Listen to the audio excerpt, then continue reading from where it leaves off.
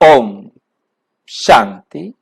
गरुड़ पुराण का सत्य व भय मुक्ति, पहला अध्याय, 8वां पार्ट। 10 गात्र के पिंड दान से यातना देह का निर्माण। जिस देह के द्वारा उसे यातना दी जानी है, उस देह का निर्माण करने के लिए 10वें दिन तक 10 पिंडों का दान किया जाता है। तो 10वें दिन ये पिंड दान होगा, तो उसमें कैसे क्या होगा हम ये देखेंगे।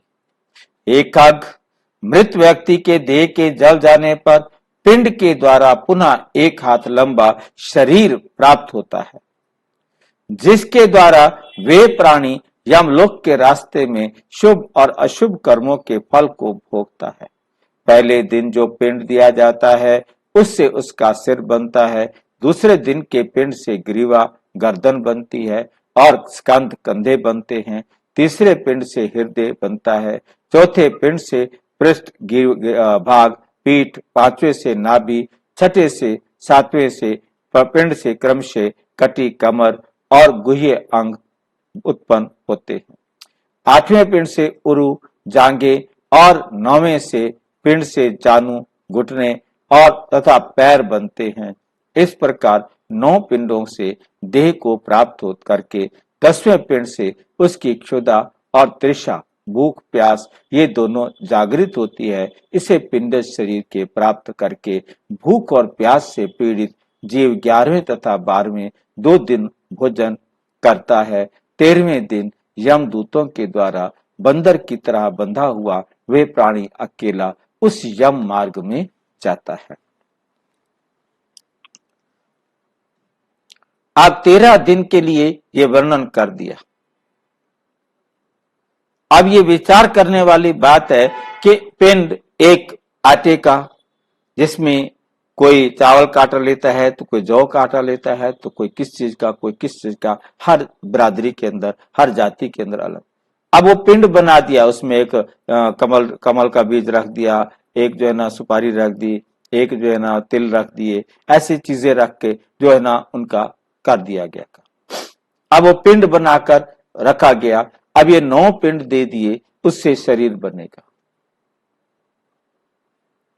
सोचने वाली बात है, वो पिंड खा गए मछलियां यदि पानी में डाला गया, और यदि बाहर फेंका गया तो गाय वगैरह कुछ खा जाएगा या वो मिट्टी में सड़कर मिल जाएगा। अब उसका क्या पिंड बनाने वाली बात है?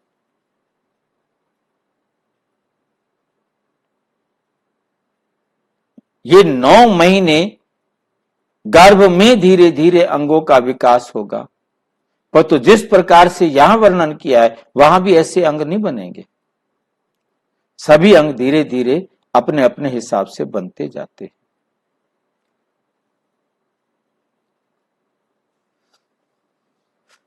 दसवें दिन वो गर्भ से बाहर आएगा। 10 महीने बाद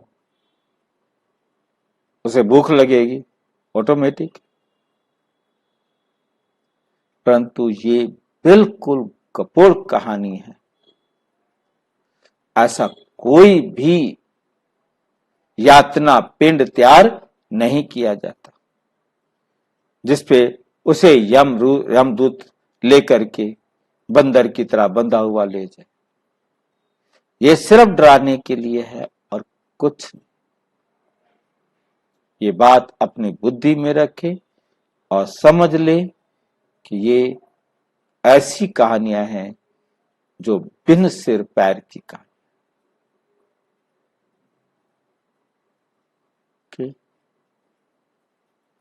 और अच्छी तरह से समझना हो तो